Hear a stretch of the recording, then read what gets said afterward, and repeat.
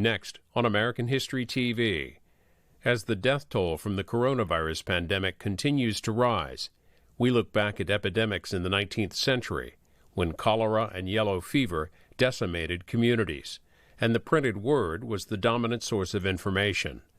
A panel of 5 scholars present a variety of talks on American press coverage of 19th century epidemics and the 1918 influenza pandemic. The online event is part of the 28th annual 19th Century Press, the Civil War, and Free Expression Symposium. The University of Tennessee at Chattanooga hosted the event and provided the video. This is the Symposium on 19th Century Press, Civil War, and Free Expression. The first panel is called Newspaper Coverage of Epidemics. And we did this chronologically, I believe, as we look at epidemics. And the first speaker is Allende Bonifacio from the University of Toledo. I hope I haven't mangled your name. Viral Newspaper Poems and Cholera Epidemics in 19th Century New York City. Allende Bonifacio.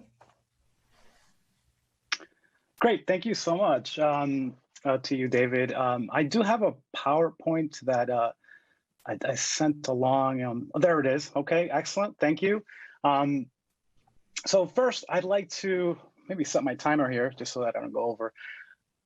I'd like to start by thanking Dr. David Saxman and all of the folks at the UTC's Communication Department for making this symposium a reality. As you stated, these are important issues and topics that we can discuss and we should be discussing now. Could we go to the second slide?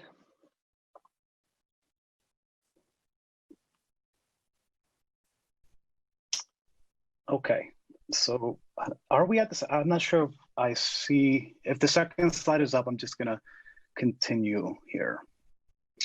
So there are curious similarities between the years 1866 and 2020. In 1866, the US was divided by the upshot of the Civil War.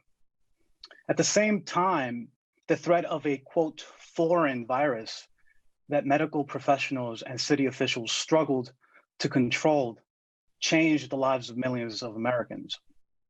This year, as the recent presidential election laid bare political, cultural, and social chasms in our republic, COVID-19 cases hit a record high of more than 130,000, daily cases. COVID-19 isn't the first deadly disease to run rampant in New York City. Consequently, it's not the first virus to disproportionately affect the lives of those who live at the margins of society. When cholera arrived on the shores of New York City in 1832, it caused widespread panic. The disease had already ravished parts of Asia and Europe. In the 1830s, approximately 250,000 people lived in New York City. Many of them were craftsmen, canal diggers, traders, merchants, and bankers. This diverse labor force carved out socioeconomic rifts, which in some cases slowed down the city's response to impending epidemics. Roughly 3,000 New Yorkers died that year, and an estimated 1/3 of the city's inhabitants fled. 17 years later, in 1849, the second wave of cholera struck. As immigration expanded, the city's population had grown significantly between the first and second outbreak. Yet public health policy had failed to adapt to the city's population growth. As many as 5,000 people died before the 1849 spate ran its course. As many as 40% were Irish immigrants. As the second outbreak wreaked havoc in New York City, John Snow, a prominent London anesthetist, contested the force of tradition when he published a pamphlet titled quote, on the mode of communication of cholera. Snow's study argued that cholera was not miasmic, not airborne, not an airborne disease, but instead spread through contaminated water. Snow's theory was controversial and faced severe skepticism from British and American medical communities, particularly those who subscribed to the commonly held miasma theory of contagion. Cholera hit again in 1866. By then, the disease was multi-generational and familiar to many New Yorkers. It shouldn't come as a surprise that during cholera outbreaks, cholera became the subject of news, serials, and poems. What is significant, however, is the rate at which certain cholera poems were being published and the contagion narratives these fugitive verses disseminated. This talk is part of a chapter from my book project, The Resocialization of Reprint Poems in the US Popular Press, where I argue that when newspaper poems were reprinted, they were also resocialized, that is, reassociated, reassembled, and reconfigured within new printscapes for new complex social groups. Resocialization is a reprinting practice intentionally or unintentionally adapted by editors, as well as a theoretical approach scholars can employ to examine reprinted materials. Next slide, please.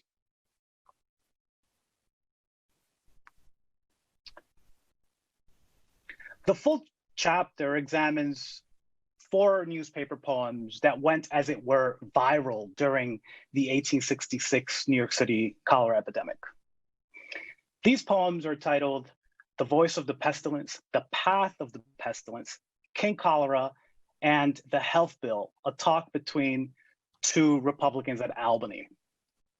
They were collectively reprinted in over 60 dailies and weeklies between August 25th, 1865 and September 6, 1866, creating what Ryan Cordell calls, quote, a viral feedback loop. That is when, quote, texts circulated because of their perceived value to readers, while that perceived value was often tied to a given piece's wide circulation. For the sake of time, I will focus on the dissemination and re-socialization of 2 poems, King Cholera and The Voice of the Pestilence. Drawing from the discourse of epidemiology, cholera poems are social artifacts that narrativized the anxiety of readers, political decisions, and cultural stereotypes.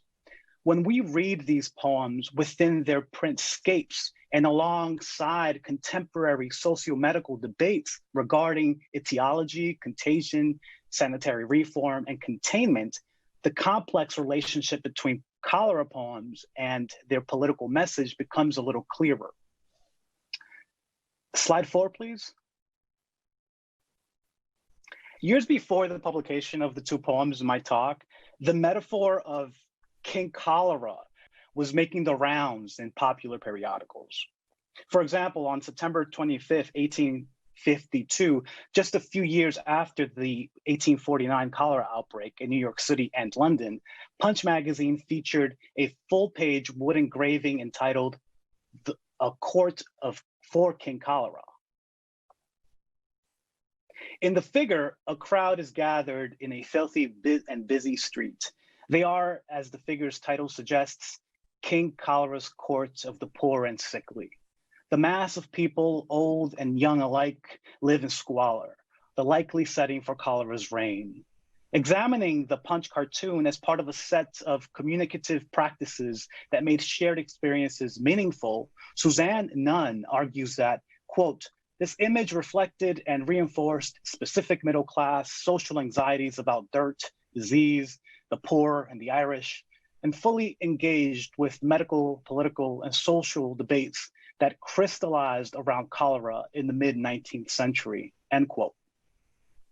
Even within the page of a satirical magazine, this image offers a sobering representation of class inequalities in metropolitan centers, revealing to readers a correlation between disease and poverty or the disease of poverty, which is both the moral and the punchline of the illustration.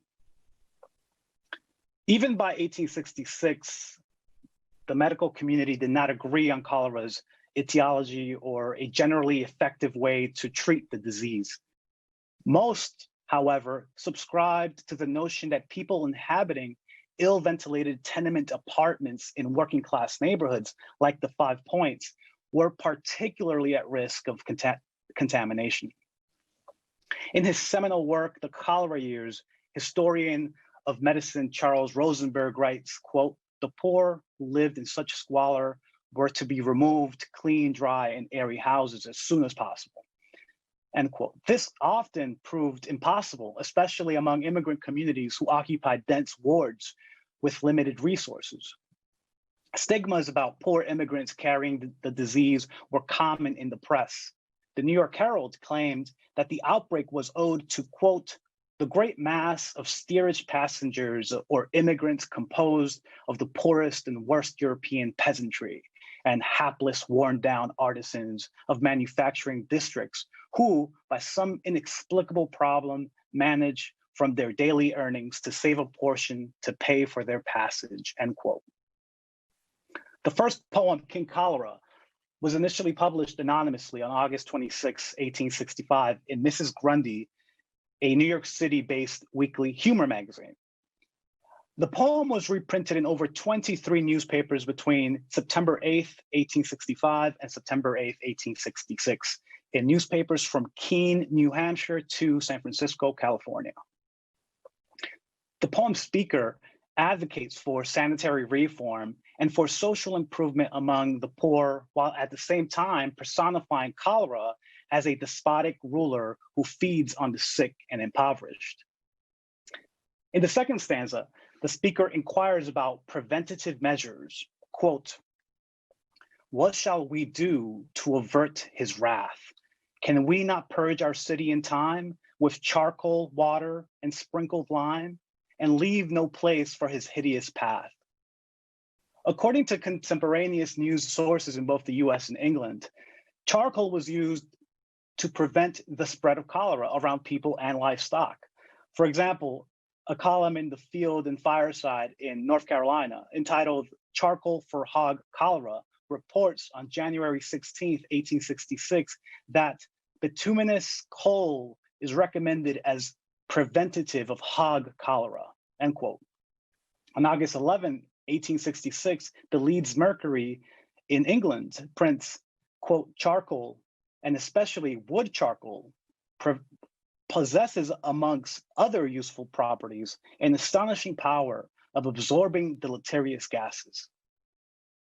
Aaron O'Connor argues that in the 19th century, quote, "certain occupations were thought to confer a kind of elemental immunity to cholera, building up a resistance in workers. Charcoal manufacturers were thought to be comparatively immune," end quote. In the fourth and the fifth stanzas of the poem, the speaker more pointedly turns to the civic discourse of sanitary reform. Quote, "Will our rulers no danger know, till at our door King Cholera halts, while dead carts hither and thither go, and the thick air shudders with cries of woe, and everywhere gape the burial vaults."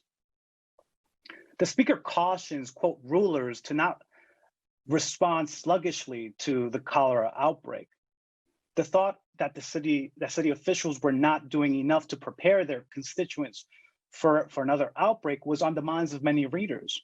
On March 10th, 1865, the New York Times reports, quote, "Science has demonstrated with clearness of noonday that thousands of human beings, the greater part of them innocent, hapless children, are everywhere deprived of life in this city by effluvia that might be prevented. Why has it not been prevented?